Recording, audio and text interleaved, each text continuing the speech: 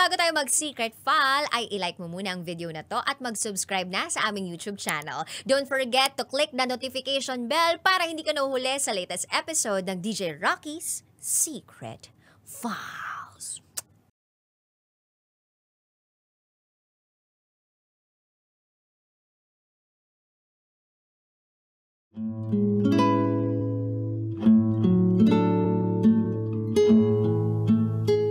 And now, it's time for DJ Rocky's Secret Files.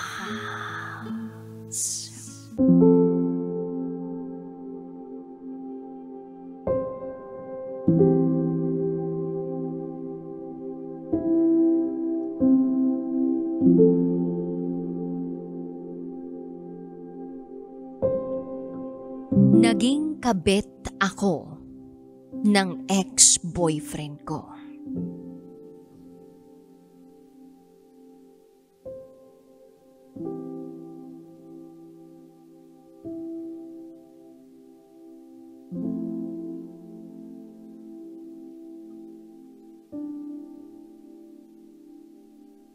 Hi DJ Rocky.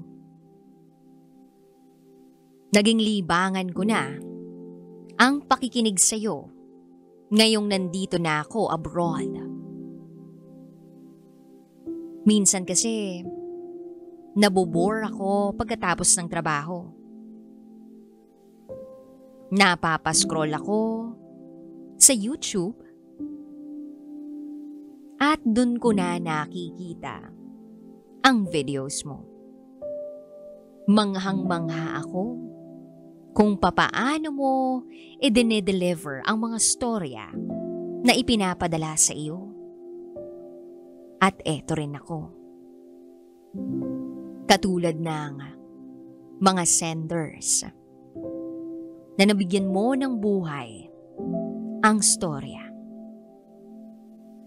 Na-inspire mo. Ganon din ako.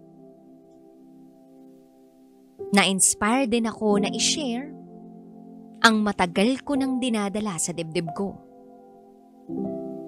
Na kahit medyo matagal na ang panahong nakalipas, hanggang ngayon, naaalala ko pa rin at daladala ko ang bigat. Itago mo ko sa pangalang Dia. Single mom, at ito, ang aking secret file.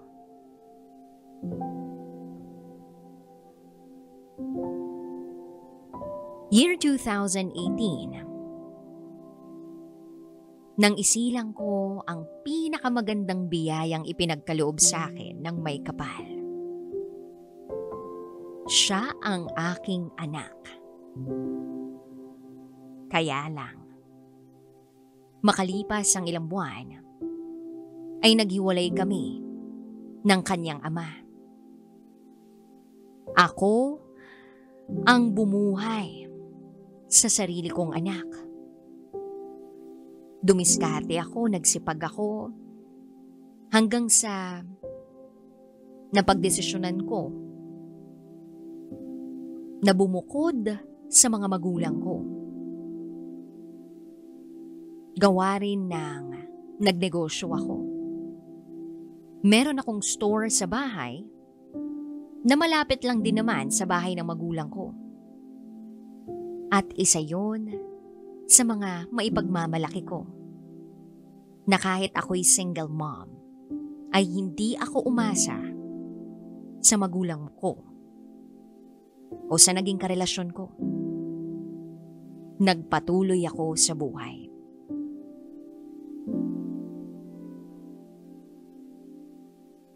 Fast forward to 2021.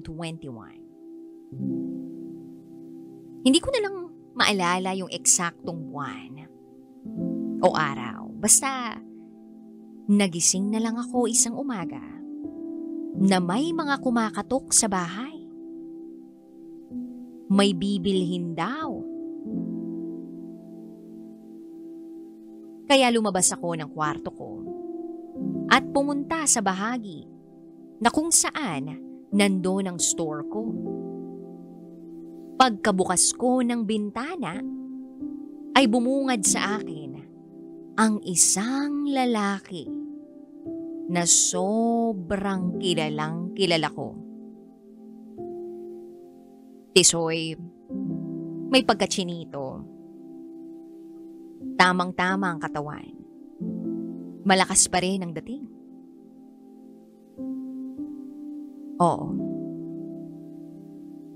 Isang lalaking kilalang kilala ko pero ngayon ko na lang ulit nakita. Itago natin siya sa pangalang Carl. Minahal ko si Carl 6 years ago. Ex-boyfriend ko. Mahal na mahal ko siya noon. Pero siya rin ang nagwasak ng sobra sa puso ko. Although he was not my first boyfriend, pero siya ang unang pinagkatiwalaan ko ng aking sarili.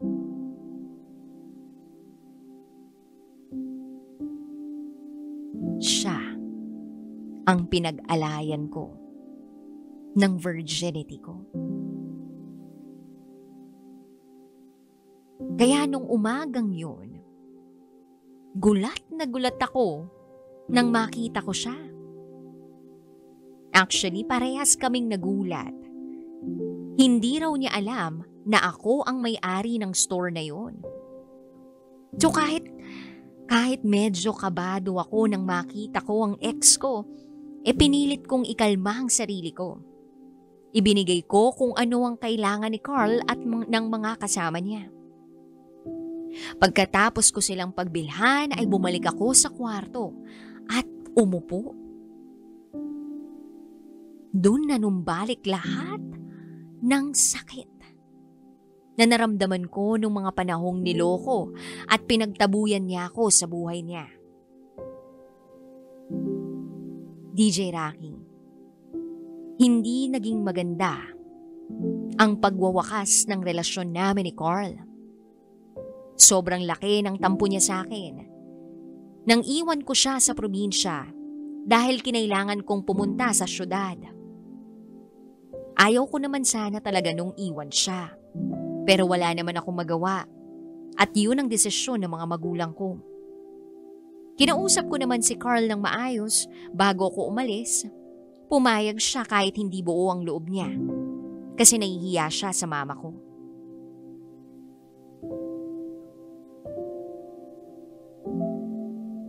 At dahil sa pag-alis kong yun, sa probinsya, doon na nagsimulang maging magulo ang relasyon namin. Lahat ng yun, alalang-alala ko pa. So yung aksidenteng pagkikita namin ni Carl, ang magre-reconnect pala sa amin. Kinuha ni Carl ang number ko sa pinsan kong barkada niya. Tinext niya ako. At ang sabi niya, gusto raw niya na makipag-usap sa akin ng personal. Marami daw siyang gustong ipaliwanag. Pero ang sabi ko, hindi naman na kailangan. Matagal nang natapos yun at parehas na kaming may kanya-kanyang buhay. Ako, may anak na.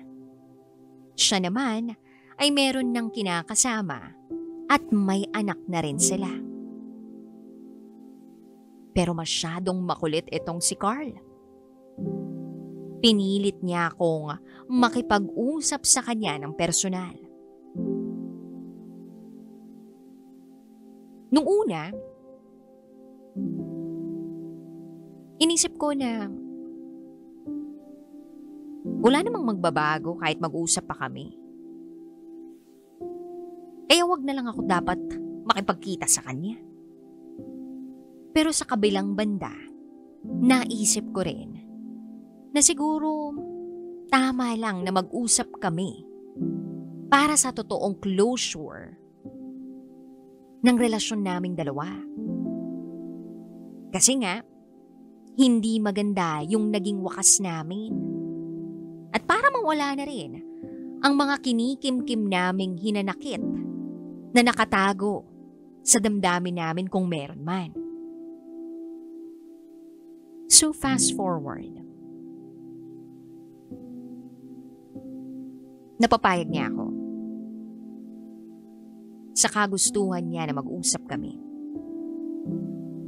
Sabi ko, bukas ang bahay namin para sa kanya. Pumunta siya sa bahay. At nag-usap nga kami.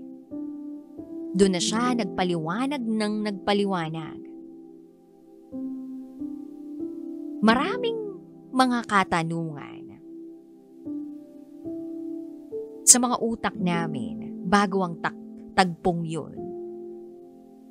Pero lahat ng yun ay nawala at nasagot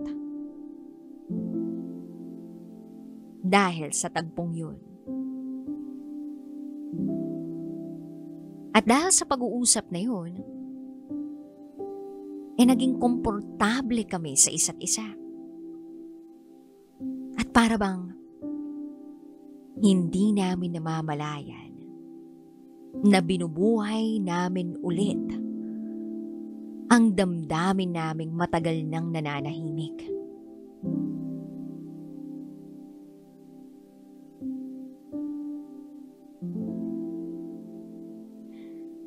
Gabi na nang magpaalam si Carl na uuwi na. Ang anak ko'y tulog na.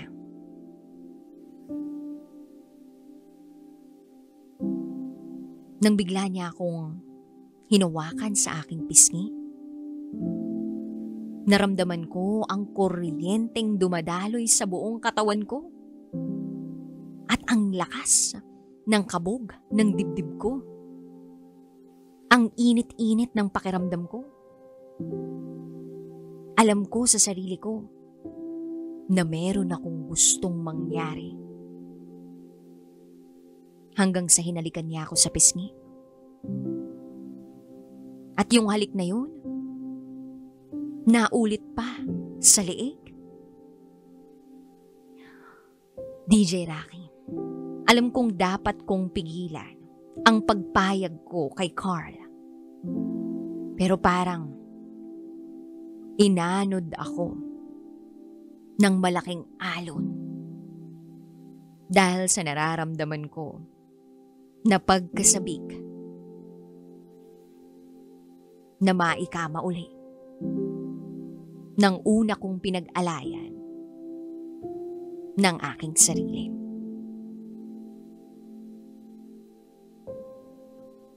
At hindi ko akalain na ginagawa ko uli ang mga bagay na matagal na naming hindi nagagawa ng ex-boyfriend kong si Carl. Hinawakan niya ang kamay ko, ang pisngi ko. Hinalikan ako sa pisngi. Napunta sa leeg. At natagpuan ko na lang ang sarili ko sa sitwasyong gusto ko.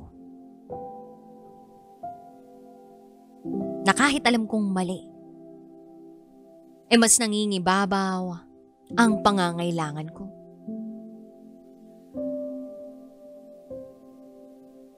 Alam kong dapat kong pigilan, pero wala na akong nagawa. Damang-dama ko kung gaano siya kasabik sa akin. At ganun din naman ako sa kanya. Gabi-gabi, natutulog na sa akin si Carl. At hindi na umuuwi sa kanyang mag-ina.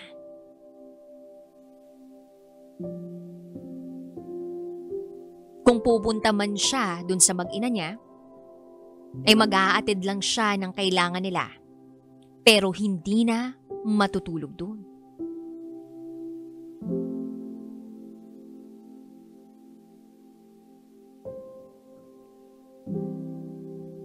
Although hindi pa naman sila kasal ng babae. Pero ganun din naman yun.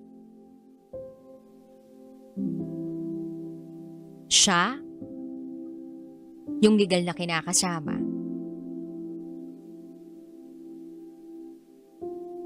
At ako, ang kabit. Ginawa akong kabit ng ex-boyfriend ko na dapat ay ako ang asawa niya.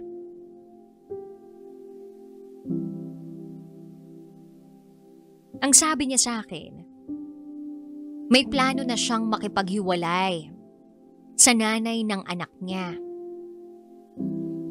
Pero ang sabi ko sa kanya, huwag. Hindi ako pumayag.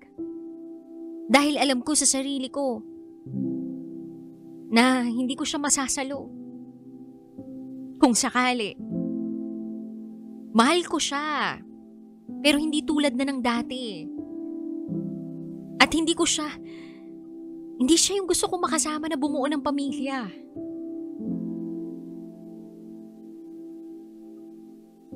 At hindi ko alam sa sarili ko at bigla akong napapayag sa ganong klaseng setup. Naging mag-on kami ni Carl. Sikretong magkarelasyon.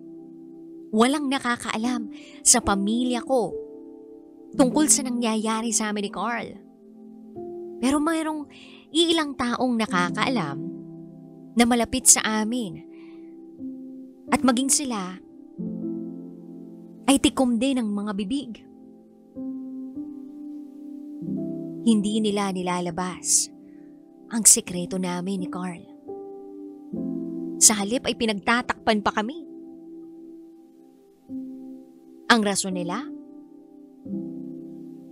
Kami ni Carl naman talaga ang dapat na mag-asawa.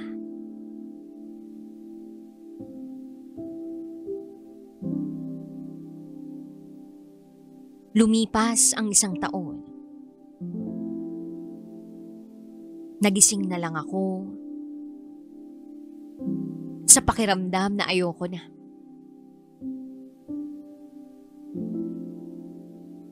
Nakokonsensya na ako. At alam kong wala naman kaming ibang patutunguhan ni Carl.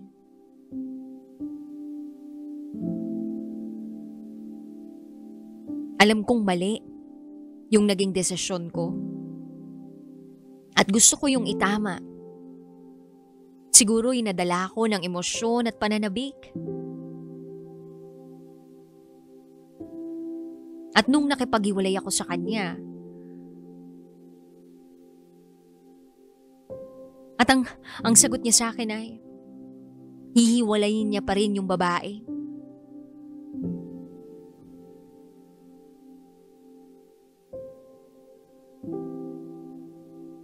Nakiusap ako sa kanya na ayusin niya ang relasyon nila ng babae, alang-alang sa anak nila.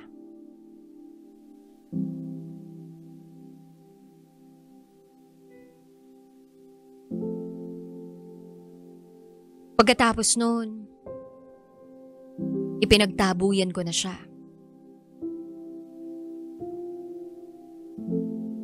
Binlock siya. At araw-araw kong pinili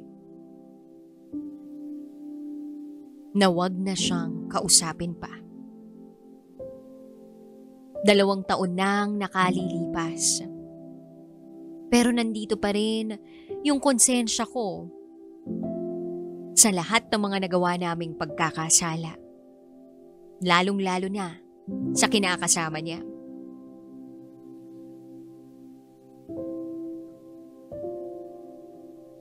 Gusto kong ihingi ng kapatawaran sa Panginoon ang nagawa ko.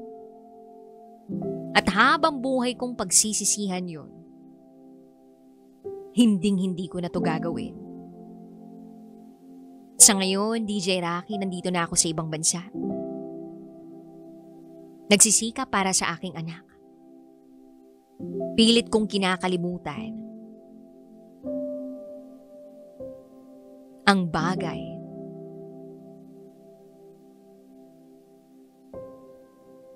na nagpatatag sa akin.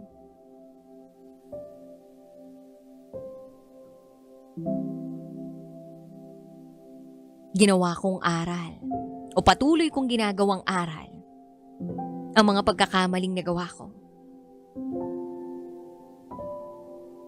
At sana ay hindi na ako tularan ng iba. Hanggat kaya niyo pang umalis, umalis na kayo. Bago pa tuluyang masira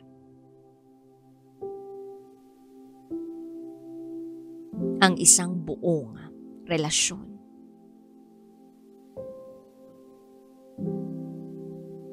Hanggang dito na lang po, DJ Rocky. Muli, ako si Leah. At ito ang aking secret file.